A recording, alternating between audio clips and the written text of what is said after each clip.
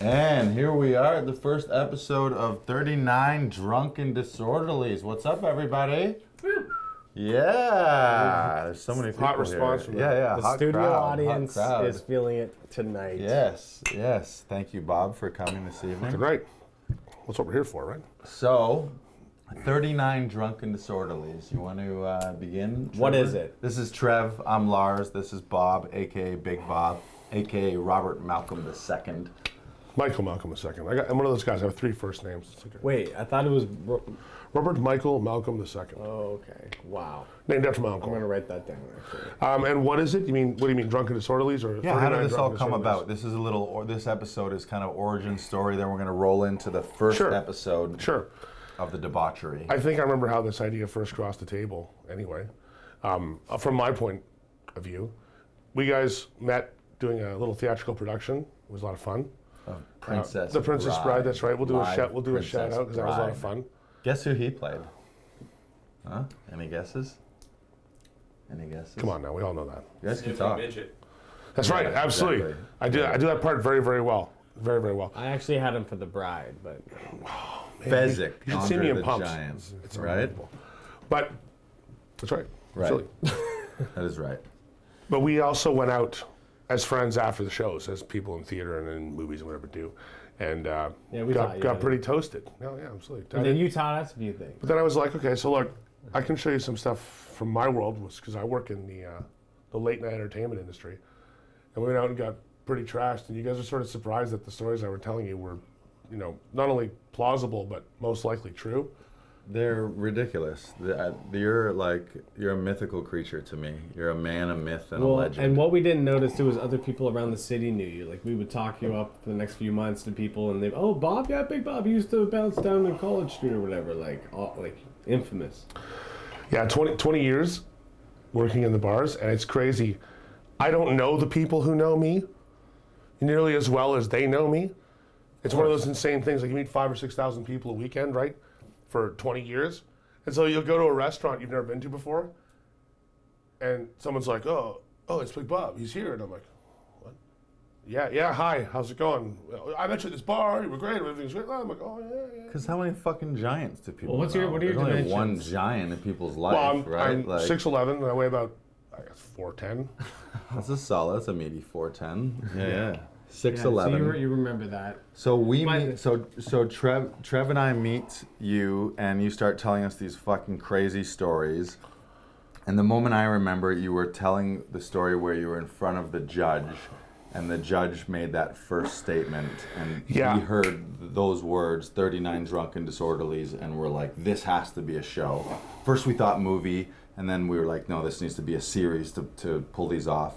So this is actually what this show is the first iteration of 39 Drunken Disorderlies as a show, as a series, to flush out the actual stories. So part of each episode is going to be you talking about one incident that led to one of your Drunken Disorderlies, as well as a general conversation on alcohol consumption and the goods and bads, pros and cons. I think it's also more just it's also recognition of the situations we all lived when we were younger, and some people pushed the envelope harder than others and paid the price. Some people also just weren't exposed to how fucked up it can be. Right. Like that's why I like listening to your stuff, because I could relate to a certain point. Yeah. And then all of a sudden it would go beyond where I've been, and I'm like, well, that's next level. Like, make some noise if you've been blackout drunk in your life. Everyone in this room. Has anyone not been blackout drunk, like multiple Luna, times? get out. It's a very interesting thing. We all have it. Like, different cultures have it, and I think Canadians one of those where drinking is kind of in our culture. Beer, especially beer, whiskey, maybe. I think we have an immature drinking culture, though. For sure we do. Yeah. Which is one of the reasons that I think all of us have been blackout drunk. Right. For me, it was all of my 20s. I just learned how to, I went to university, and everyone at university binge drank. So then I did too, and that was what you did socially. We went to bars Thursday, Friday, Saturday. So for 4 years of university, I was probably 80% by 2 o'clock, 3 o'clock, just a raging bull in the streets, fucking drunk on poutine and whiskey and Jaeger bombs. And Yeah, sorry, London, it was him. that was all me. But so these discussions are going to focus on your crazy stories because naturally, you're 6'11", you're a giant. So everything you've ever been involved in is kind of over the top. It's a bit larger than life sometimes. So I mean, so basically, how we got here was we heard these stories and we sat you down kind of one night proper and we said, okay, no, really tell us some of these. And you went through some of them and we thought, okay, we got to like figure out the logistics, how to get this more documented. But why don't we start with one so that at least some of the audience and people at home can get an idea of what we're talking about here. Why don't we figure something out? Well, buckle up. Episode 139, Drunk and Disorderlies. I'm actually before we're gonna build a little bit of tension here.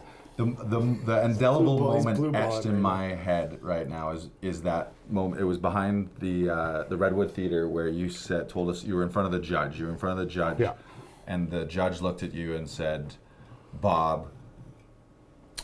She said to me, "Mr. Malcolm, what do you think your problem is?" And what do you think you need to avoid? Yeah, and I said, "Street signs." She said, "No, I don't think so. I think it's alcohol." And I'm like, she goes, "You have 39 drunk and disorderlies, sir." That was the first I'd heard of it. I had absolutely no idea what that meant at the time. And I looked into it, and it turns out that what that means is every time the police have an interaction with you of any kind, they report, like your physical characteristics, your height, weight, where you were, etc. And then they try and make a guess as to your mental state. So if you were having, for example, a psychotic break, they'd be like, you have the man suffering from mental distress. But if you're obviously just intoxicated, like you've been drinking too much and doing drugs or whatever, they're saying, well, he was drunk or intoxicated. And if you were causing a scene while you were drunk and intoxicated, you were drunk and disorderly. I had no idea I had 39 of them. It was one of those moments of awareness where I sort of like, oh yeah, you might be right, ma'am. You might be right, but... Was your first instinct to argue it? Yes, absolutely. To protest? The hand came up, and then it kind of went back down, and I was like, yeah, I better let that one go.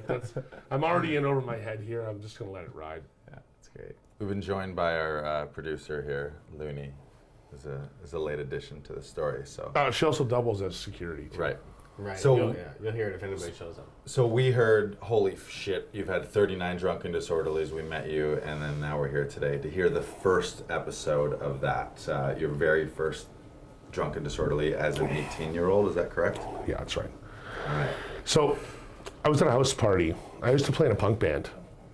We were called DRP. We thought we were really smart because there's West Coast and there's East Coast, and they called it left and right coast, and we're kind of down and to the right here in Southern Ontario. So we thought we were really clever. We called ourselves Downright Punk, right? And we were. It's a cool name, though. Well, it was when letters were more important than names, right? So everything was like AFI or GGL or so we were DRP. And, whatever. DRP. We were actually pretty good. I mean, we toured Southern Ontario, and we played shows all over the place, and idiot shows. It was hilarious. I've never had more fun in my life, but it was stupid. Were you the lead singer? I'm the front man. I can't play any instrument worth a damn, but apparently I can sing and capture a crowd's attention. So can you give us a brief we always talked about this. Let's give us a brief give us a couple lines from one of your crazy punk songs. No. Come on. I know we had that. Was that later? Maybe later. Okay, later. We'll work it out. Yeah. I mean, you can put me on the spot there, and I don't have a guitar in my hand. I don't have a band with me. You're right. And you know what punk lyrics sound like when someone just says them. Right. Kind of sounds like I'm trying to do beat poetry, but I don't have any clue. Well, you can just. I'm gonna let it roll. Okay. On that one, okay. What? Who would This is background. say? This is background material. We'll get to the punk rock age later. Right. We'll talk about songs. You want me to sing you a song? I'll sing you a song. Whatever. I'm telling a fucking story. Okay, so let's go to the story. Oh, Bob. All right. So we knew a lot of people in the industry and in the music scene who were just as crazy and fucked up and stupid as we were. Some of them have gone on to be quite famous. And the very first Drunk Disorderly that I got involves a drinking contest with someone who is now reasonably famous. And I'm not going to drop names because I find that that's pretentious. I just want to tell you this. We were kids at the same time, and we partied really hard, and it was intense. So anyway, we're sitting on the 4th floor of this guy's idiot apartment. And there were no chairs. There were no like real furniture because this is like a punk rock squat. That house is just full of shit. I'm sitting on a stolen rusty tricycle at a table made out of 3 beer cases and a piece of cardboard. How'd you know it was a stolen tricycle? Because a 38-year-old man does not own a tricycle that has no front wheel and is covered in rust. Okay. He found it on the street and brought it home and turned it into a chair and was like, it's good enough, it's got a seat on it, man, you can sit there. You were sitting on a tricycle? Yeah. Okay. Well, I mean, I arrived at the party. Look, set the scene. Look, everyone knows this. You pre-drink before you go to a party. Because, you never know what's going to be at the party. You never know how much fun it's going to be. And if you're drunk when you show up, at least you can have the opportunity to be drunkenly happy for 5 minutes, turn around and walk out the door. Right? Randy, you got it. Yeah, it was actually after a show. And everyone was really enthusiastic because we played the show. We thought we were rock stars. You know what I mean? And when you're 18, being a rock star is really easy. Like having 50 people you know come to a show and pay $5 each to sit around and watch you like badly attempt to be, rock and rollers is more than enough to stoke your ego to like epic proportions. So at the time I wasn't as big as I am now. I was, I think I was 6'6", 6'8". And you were just a wee lad back then. Just a wee lad. And thanks to having lived on my own and been broke as shit, I probably weighed 350, something like that. I have the opulent lifestyle of a working man now, so I can put as many calories in my diet as I feel like and not worry about like eating ramen noodles or whatever because I'm a punk rocker and have no money. I never fucking ate ramen noodles, but it's a statement. I do understand that. So. Right. So anyway, I got challenged to a drinking contest by a woman who barely topping out at, maybe 5 feet. And she was hardcore. She's like, I could drink you to death. I could drink more than you. I do drugs. I party hard and yada, yada. And I was like, yeah, okay, whatever. And my friend's like, don't do it, Bob. It's just kind of nuts. And I'm like, well, I'm not going to. and I keep drinking beer and she keeps coming up to me and she's like, yeah, anytime I could take you. And all of a sudden I hear like, the Indiana Jones music in my head, like, It's exactly like that. That scene where she's like, doing shots with that guy. And I'm like, you know what? That shouldn't have ended that way. And it wouldn't have. So let's prove this. I'm in. I guess I was already toasted enough, so I decided it was fine. Excuse me. So, sitting on a fucking tricycle in front of this like idiot homemade table at this douchebag's house, and none of this occurred to me. None of this occurred to me to be weird at the time. Like it was all normal. You all right? Yes, I'm sorry. Get this man a can. Gotta get the story out. Yeah. Anyway. That's what I needed. We gotta get in here. Right. That's what I needed, sorry. So it never occurred to me at the time that any of this was, out of the ordinary. Like, yeah, it's some punk guy's house, he's really cool, and this whole place is cool, and this is all cool. It wasn't cool, it was really lame. But anyway, so we start drinking shots. And beers. And the way it was going was, one shot, chase a beer, one shot, chase a beer, one shot, chase a beer. And it just, it continued for way too long. Probably 2 hours go by. So you're shot, at the table beer, shot, beer, shots. shot, beer. Whole bottle of Jägermeister goes down. Whole bottle of Sambuca goes down. Probably 15 beers between us go down. I'm super wasted, can barely sit at this table anymore. I'm just leaning on it, and I'm looking across at her, and she's sort of looking at me, and I think everything's all right, and she pitches out of her chair, and it's just like Indiana Jones, but exactly what I thought would happen. In reverse. So she falls out of the chair, hits the ground. At first I'm like, see? As I told you, can't dream me out. Never mind, I win. Woo! And you get up off your tricycle in victory and bang your head off the sloping attic ceiling. And the 20 idiots in the room with you are like, what's going on over there? Because they've forgotten there's a drinking contest going on. They're all fucked up too. Right. They've just gone off. They're like smoking joints and chilling in the corner and like talking to each other. And the two of us like dun, dun, dun, eye to eye, like drinking ourselves to death, right? So she's out cold, and there's a 20-minute debate on, you know, whether we should try and wake her up or whatever. I don't really know, but we were worried about. What is standard procedure? Probably just Pulp Fiction stuff. Yeah, It's like we were call worried the about leaving her ambulance, at this but- guy's house. Because obviously, you know, if he has tricycles for furniture and shit made out of beer cans and stuff, like he's not like, you know, the most stand-up dude. He's like, oh no, she can stay here, it's fine. And we're like, I don't really think anyone's gonna stay here. So, yeah. Long story short, we got her out, but an argument kind of kicked off in the process between my friends and the homeowner because he was creepy. I mean, that's the end of story. Douchebag, I believe you referred to me. That might be the word for it for sure. But he was creepy, that's for sure. I remember that part. Memory comes and goes. You know, it's like the sort of vignettes of the night. Like I remember standing in the hallway and people being like, "We can't leave her here," and I'm like, "Well, we're not going to." And then I'm like, "What? I don't know what we're doing. Fuck it." So I stagger outside and we're yelling and singing and sort of dancing in the street and all this shit. And the cops, of course, show up because there's a bunch of teenagers like out in the street in the middle of some suburban neighborhood, like flaking out.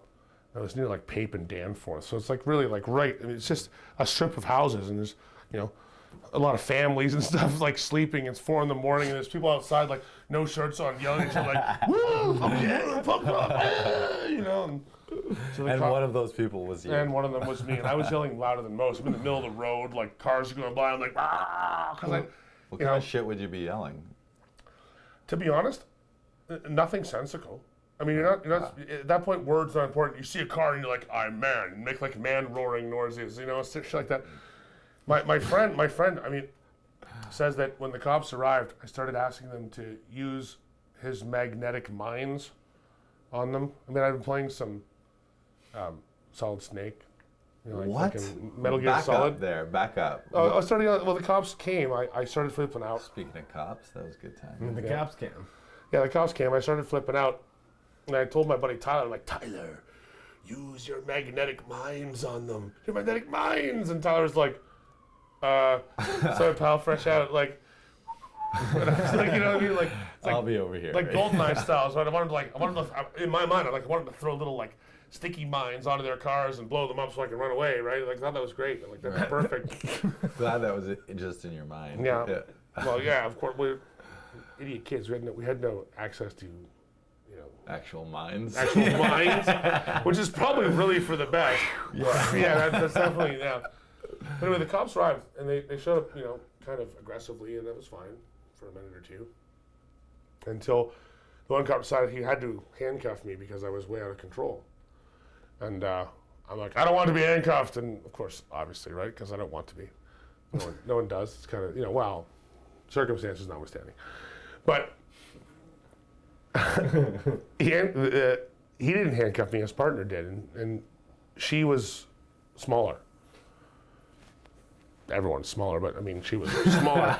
And as soon as the handcuff clicked, I kind of panicked and I swung my arm like, "Ah!" And she came up off the ground holding the other end of the cuffs. You hit a sweet little lady I did cop. it. No, she came Came with up you, off the ground when I went, judo I went, style. "Whoa." You were cuffed to her? No, she was holding the cuffs and slapped one on my wrist. And I went, "Whoo," and pulled my arm around. She was holding onto her own cuffs. So I pulled her over the hood of the cop car Just and turned launched her. Oh my God. around. And that was when every other cop on scene decided it was time to put Bob to the ground. And that's fair. I believe that they had the kind of the right for that one. So I got pummeled a bit. Like, just they dropped me. Like How many? How many cops? 3 or 4. They worked me down pretty good. And they tossed me in the back of the cop car. Boots and batons, as you say, right? Boots and Is it- batons. That's one of the bingo cards that will be. Boots and batons. So they tossed me in the back of the car. You know, I'm handcuffed up to the back of the car. I mean, they're like, I'm not even that hurt, really. Just kind of like, they knocked me down. My knees are kind of sore because they knocked me over, and the big guy's falling out his legs hurts. But I passed out really bad in the back of the cop car on the way to, like, you know, lockup. My face slammed into the glass screen, like the little plexiglass screen, like,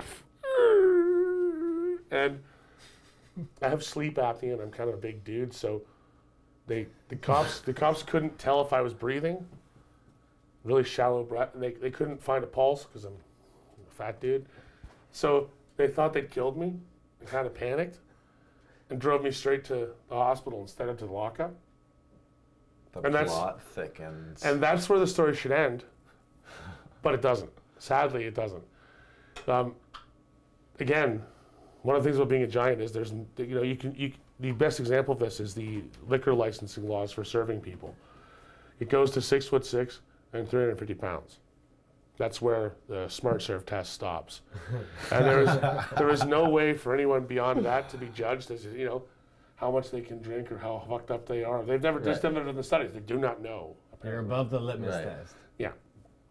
So the same is true How do you for pronounce things like anesthetic litmus? and adrenaline dosage and stimulants and yada yada. A lot of the time it's just guesswork. The anesthesiologist is like, well, they go for dental work. They're like, can you feel Right. things? Like, yes. How much would we give a Can you grizzly feel things? bear? Yes. Can you feel things? So anyway, I'm in the emergency room and I'm blacked out completely and they're having trouble finding vital signs. So they decided to give me a stimulant to bring me back out of it. So I get this fucking stimulant shot, adrenaline shot, and I kind of halfway come out of it fucked up and drunk and tranquilized, and remembering being in a fight with cops, and there's all these guys in masks and there's bright lights all over the place, and I'm like, they're taking my kidney or something, or I'm being alien abducted. Like, I'm completely scattered at this point. And now not only am I drunk and fucked up, I'm now like In a horror jacked. movie. Now you're in your Pulp Fiction. And they're like, because it's a stimulant, right? It's like, I'm woo, I'm ready to go again, right? So I come up out of this bed like fucking Mike Tyson on a bad day. Like, I'm ready to go, you know what I mean? Like, and Order's like, what the fuck? And I'm like, woo! I'm like going for the cops. I'm trying to fight whatever. Like, you're not taking my shit. Like, what? So like, hit him again. So Like fully hulked. they hit me Like they hit me with the hulked out, tranquilizer, but again, I don't go out. I just get more fucked up. So I'm like falling off the bed now. Hoses and wires. I can't fucking move properly. I'm like twitching out, having like a semi-stroke, like fucked on uppers and downers. And the guy says, literally, I hear him before I go out. I hear him say, "Hit him again."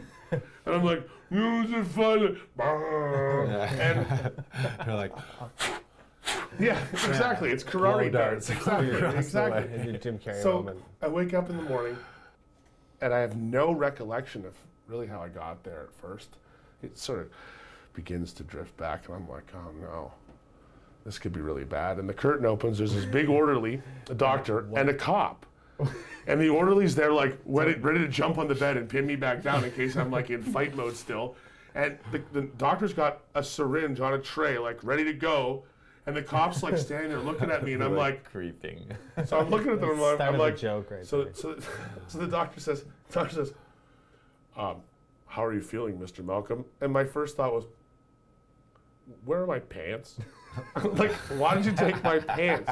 You know what I mean? Like, I was drunk. I didn't need a colonoscopy. Like, where are my pants? It was weird. So I'm like, where are my pants? The doctor's like, welcome back, Mr. Malcolm. And I was like, oh, okay. Where are my pants? And he leaves, and the orderly leaves like kind of, okay. And he leaves. And the cop looks over at me and says, "Kid, it's a good thing there's no law against being drunk in this country because you were fucking drunk." And I was like, thanks, man. And, nurse comes in with my pants in a plastic bag, and I'm like, again, with the pants. I still, to this day, I don't know why they took off my pants. Was someone curious? I don't know. It was weird. The only time I've been in the hospital a bunch of times for all kinds of injuries. Right. That, and the leg injury when I got hit by a truck and blew my knee. I understand them taking my pants then.